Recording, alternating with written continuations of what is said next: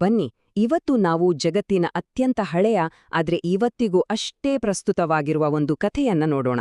ಅದು ನೋಹನ ನಾವೆಯ ಕಥೆ. ಇದು ವಿನಾಶದ ಕಥೆ ಅಷ್ಟೇ ಅಲ್ಲ, ಅದಕ್ಕಿಂತ ಹೆಚ್ಚಾಗಿ ಇದೊಂದು ನಂಬಿಕೆ, ಭರವಸೆ ಮತ್ತು ಎರಡನೇ ಅವಕಾಶದ ಕಥೆ. ಒಂದು ಕ್ಷಣ ಯೋಚನೆ ಮಾಡಿ ನೋಡಿ, ಯಾರೋ ಒಬ್ರಿಗೆ ಇಡೀ ಜಗತ್ತು ನಾಶವಾಗುತ್ತೆ, ಅದನ್ನ ಉಳಿಸೋಕೆ ಒಂದು ದೈತ್ಯ ದೋಣಿ ಕಟ್ಟು, ಅದು ಮರುಭೂಮಿಯಲ್ಲಿ ಅಂತ ಹೇಳಿದ್ರೆ ಏನಾಗ್ಬೇಡ? ಅದರಲ್ಲೂ ಸುತ್ತಮುತ್ತ ಇರೋರೆಲ್ಲ ಅವರನ್ನ ಹುಚ್ಚ ಅಂತ ಅಂದುಕೊಂಡಾಗ. ಈ ಪ್ರಶ್ನೆಯೇ ನಮ್ಮ ಕಥೆಯ ಕೇಂದ್ರಬಿಂದು. ಹಾಗಿದ್ರೆ ಕಥೆಯ ಶುರುವಿಗೆ ಹೋಗೋಣ. ಆಗ ತಾನೇ ಜಗತ್ತು ಚಿಕ್ಕದಾಗಿತ್ತು, ಮನುಷ್ಯರು ಭೂಮಿ ಮೇಲೆ ಹರಡ್ಕೊಳ್ತಿದ್ರು. ಆದ್ರೆ ಜನಸಂಖ್ಯೆ ಜಾಸ್ತಿಯಾದ ಹಾಗೆ ಅವರೊಳಗಿನ ಕೆಟ್ಟತನನೂ ಜಾಸ್ತಿಯಾಯ್ತು. ಭೂಮಿ ಪಾಪದ ಭಾರದಿಂದ ನಲುಗೆ ಹೋಗ್ತಾ ಇತ್ತು. ಇಲ್ಲೇ ನೋಡಿ ಕಥೆಯ ಅಸಲಿ ಸಂಘರ್ಷ. ಒಂದು ಕಡೆ ಇಡೀ ಜಗತ್ತು ಹಿಂಸೆ, ಭ್ರಷ್ಟಾಚಾರ, ಕೆಟ್ಟ ಆಲೋಚನೆಗಳಿಂದ ತುಂಬಿ ಹೋಗಿತ್ತು.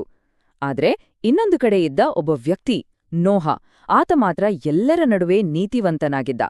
ಇಡೀ ಜಗತ್ತನ್ನ ನೋಡ್ದಾಗ ದೇವರ ಕಣ್ಣಿಗೆ ಬಿದ್ದಿದ್ದು ಇದೊಬ್ಬನೇ ವ್ಯಕ್ತಿ.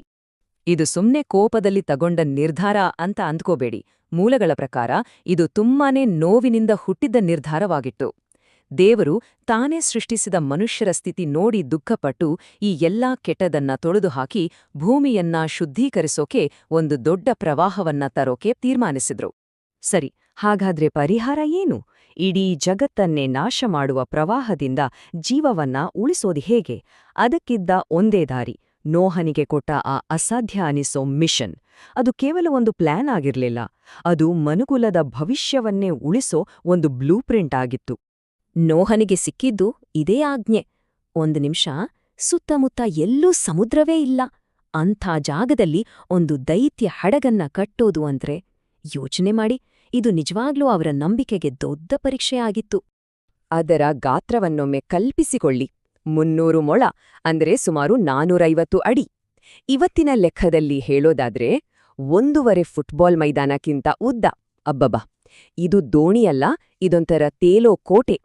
ಇದನ್ನ ಕಟ್ಟೋಕೆ ನೋಹ ಮತ್ತು ಅವನ ಕುಟುಂಬಕ್ಕೆ ವರ್ಷಗಟ್ಲೆ ಹಿಡಿತು. ಈ ನಾವೆಯನ್ನ ಕಟ್ಟೋದಕ್ಕೆ ಸ್ಪಷ್ಟವಾದ ಸೂಚನೆಗಳಿದ್ವು.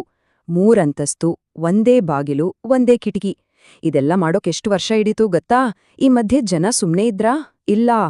ಈ ಹುಚ್ಚ ಏನ್ ಮಾಡ್ತಿದ್ದಾನೆ ನೋಡಿ ಮರುಭೂಮಿಲಿ ಅಂತ ಆಡ್ಕೊಂಡ್ರು, ನಕ್ಕರು. ಆದ್ರೂ ನೋಹ ತನ್ನ ಕೆಲ್ಸ ನಿಲ್ಸಿಲ್ಲ. ಈ ಹಡಗಲ್ಲಿ ಹೋಗಿದ್ದು ಬರೀ ಮನುಷ್ಯರಲ್ಲ, ನೋಹ, ಅವನ ಹೆಂಡತಿ, ಅವರ 3 ಗಂಡು ಮಕ್ಕಳು ಮತ್ತು ಅವರ ಹೆಂಡತಿಯರು. ಅವರ ಜೊತೆಗೆ ಭೂಮಿ ಮೇಲಿದ್ದ ಎಲ್ಲಾ ಪ್ರಾಣಿ ಪಕ್ಷಿಗಳಲ್ಲಿ ಒಂದೊಂದು ಜೋಡಿ. ಇದು ಇಡೀ ಜೀವಸಂಕುಲದ ಭವಿಷ್ಯವನ್ನೇ ಹೊತ್ತ ನಾವೆ ಆಗಿತ್ತು. ಸರಿ, ಇಷ್ಟು ವರ್ಷದ ತೇಯಾಡಿಯೆಲ್ಲ ಆಯ್ತು. ಈಗ ಕಥೆಯ ಅಸಲಿ ತಿರುವಿಗೆ ಬರೋಣ. ಆ ಮಹಾಪ್ರವಾಹದ ದಿನ. ವರ್ಷಗಟ್ಟಲೆ ಕಾದಿದ್ದ ಆ ದಿನ ಬಂದೇ ಬಿಡ್ತು. ಆಕಾಶ ಕಪ್ಪಾಯ್ತು, ಭೂಮಿ ನಡುಗಲು ಶುರುವಾಯ್ತು. ನೋಡಿ, ಎಲ್ಲರೂ ನಾವಿಯೊಳಗೆ ಹೋದ್ಮೇಲೆ 7 ದಿನ ಏನೂ ಆಗಲ್ಲ. ಆಮೇಲೆ ಶುರುವಾಗುತ್ತೆ ನೋಡಿ ಮಳೆ. 1 ದಿನ 2 ದಿನ ಅಲ್ಲ, ಬರೋಬ್ಬರಿ 40 ದಿನ 40 ರಾತ್ರಿ ನಿಲ್ಲದೇನೆ ಮಳೆ. ಅಷ್ಟೇ ಅಲ್ಲ, ಭೂಮಿಯೊಳಗಿನಿಂದಲೂ ನೀರು ಚಿಮ್ಮುತ್ತೆ. ಒಟ್ಟು 150 ದಿನಗಳ ಕಾಲ ಇಡೀ ಭೂಮಿ ನೀರಿನಿಂದ ಮುಳುಗಿ ಹೋಗುತ್ತೆ. ಒಮ್ಮೆ ಕಲ್ಪನೆ ಮಾಡ್ಕೊಳ್ಳಿ, ಕಣ್ಣು ಹಾಯಿಸಿದಷ್ಟು ದೂರ ಬರೀ ನೀರು. ಜಗತ್ತಿನ ಅತಿ ಎತ್ತರದ ಬೆಟ್ಟಗಳು ಸಹ ಮುಳುಗಿ ಹೋಗಿದ್ವು. ಜಗತ್ತು ಪೂರ್ತಿ ಒಂದು ದೊಡ್ಡ ಸಮುದ್ರ ಆಗ್ಬಿಟ್ಟಿತ್ತು. ಆ ಮಹಾಸಾಗರದ ಮಧ್ಯ ಒಂದೇ ಒಂದು ಜೀವದ ಕುರುಹು ಅಂದ್ರ ಅದು ನೋಹನ ನಾವೇ ಮಾತ್ರ. ಇಷ್ಟೆಲ್ಲ ವಿನಾಶದ ನಂತರ ಕಥೆ ಈಗ ಭರೋಸೆಯ ಕಡೆಗೆ ತಿರುಗುತ್ತೆ. ಪ್ರವಾಹ ನಿಂತಿರ್ಬೋದು, ಆದ್ರೆ ಕಾಯುವಿಕೆ ಇನ್ನೂ ಮುಗಿದಿಲ್ಲ. ನೀರು ಇಳಿಯೋವರೆಗೂ ಕಾಯಬೇಕು.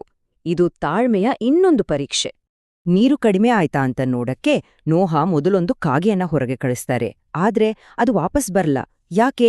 ಅದಕ್ಕೆಲ್ಲಾದ್ರೂ ನೆಲ ಸಿಕ್ತಾ ಅಥವಾ ಎಲ್ಲಾದ್ರೂ ತೇಲ್ತಾ ಇರೋದ್ರ ಮೇಲೆ ಕೂತ್ಕೊಂತ? ಉತ್ತರನೇ ಸಿಗ್ಲಿಲ್ಲ. ಆಮೇಲೆ ಪಾರಿವಾಳದ ಸರದಿ. ಅದನ್ನ ಕಳಿಸಿದಾಗ ಅದು ಸ್ವಲ್ಪ ಹೊತ್ತಲ್ಲೇ ವಾಪಸ್ ಬಂತು. ಅಂದ್ರೆ ತನ್ನ ಕಾಲಿಡೋಕೆ ಅದಕ್ಕೆ ಎಲ್ಲೂ ಒಣನೆಲ ಸಿಗ್ಲಿಲ್ಲ ಅಂತ ಅರ್ಥ. ಕಾಯೋದು ತಪ್ಪಲಿಲ್ಲ. ಆದ್ರೆ 7 ದಿನದ ನಂತರ ಮತ್ತೊಮ್ಮೆ ಪಾರಿವಾಳವನ್ನ ಕಳಿಸಿದಾಗ, ಅದು ಸಂಜೆ ವಾಪಸ್ ಬಂದಾಗ ಅದರ ಕೊಕ್ಕಿನಲ್ಲಿ ಒಂದು ಹಚ್ಚಸಿರೋ ಆಲಿವ್ ಎಲೆ ಇತ್ತು. ಯೋಚ್ನೆ ಮಾಡಿ, ಆ ಒಂದು ಸಣ್ಣ ಎಲೆ ಎಂಥ ದೊಡ್ಡ ಭರವಸೆ ತಂದಿರ್ಬೇಡ. ಪ್ರವಾಹ ಮುಗಿದಿದೆ, ಹೊಸ ಜೀವನ ಶುರುವಾಗಿದೆ ಅನ್ನೋದಕ್ಕೆ ಅದೇ ಮೊದಲ ಸಾಕ್ಷಿಯಾಗಿತ್ತು. ಸರಿ, ಈಗ ಕಥೆಯ ಕೊನೆಯ ಭಾಗಕ್ಕೆ ಬಂದಿದ್ದೇವೆ. ಪ್ರವಾಹ ಮುಗೀತು, ಹೊಸ ಪ್ರಪಂಚ ಶುರುವಾಯಿತು. ಆದ್ರೆ ಮುಂದೇನು? ಇದು ವಿನಾಶದ ನಂತರ ಕೊಟ್ಟ ಒಂದು ವಾಗ್ದಾನದ ಕಥೆ, ಹೊಸ ನಿಯಮಗಳ ಕಥೆ. ಇದು ಕೇವಲ ಒಂದು ಮಾತಲ್ಲ, ಇದೊಂದು ಒಡಂಬಡಿಕೆ. ಅಂದ್ರೆ ದೇವರು ಮತ್ತು ಎಲ್ಲಾ ಜೀವಿಗಳ ನಡುವೆ ಆದ ಒಂದು ಗಟ್ಟಿಯಾದ ವಾಗ್ದಾನ. ಇನ್ನೊಮ್ಮೆ ಈ ರೀತಿ ಜಗತ್ತನ್ನ ನೀರಿನಿಂದ ನಾಶ ಮಾಡಲ್ಲ ಅನ್ನೋ ಭರವಸೆ. ಈ ಹೊಸ ಜಗತ್ತಿಗೆ ಹೊಸ ನಿಯಮಗಳು ಬೇಕಲ್ವಾ? ಹಾಗಾಗಿ ಮನುಷ್ಯರು ಮತ್ತು ಪ್ರಕೃತಿಯ ನಡುವಿನ ಸಂಬಂಧ ಹೇಗಿರಬೇಕು ಅಂತ ಕೆಲವು ಹೊಸ ರೂಲ್ಸ್ ಬಂತು. ಜೀವದ ಪವಿತ್ರತೆಯ ಬಗ್ಗೆ ಮತ್ತು ಜವಾಬ್ದಾರಿಗಳ ಬಗ್ಗೆ ಹೊಸ ಮಾರ್ಗದರ್ಶನ ಸಿಕ್ತು. ಈ ವಾಗ್ದಾನವನ್ನ ಮನುಷ್ಯರು ಮರಿಬಾರ್ದು ಅಂತ ಅದಕ್ಕೊಂದು ಸುಂದರ ಸಂಕೇತವನ್ನು ಕೊಡ್ಲಾಯ್ತು. ಅದೇ ಕಾಮನಬಿಲ್ಲು. ಹಾಗಾಗಿ ಅಲ್ವಾ ಇವತ್ತಿಗೂ ನಾವು ಮಳೆ ಬಂದ್ಮೇಲೆ ಕಾಮನಬಿಲ್ಲು ನೋಡ್ದಾಗ ಒಂಥರ ಖುಷಿಯಾಗೋದು?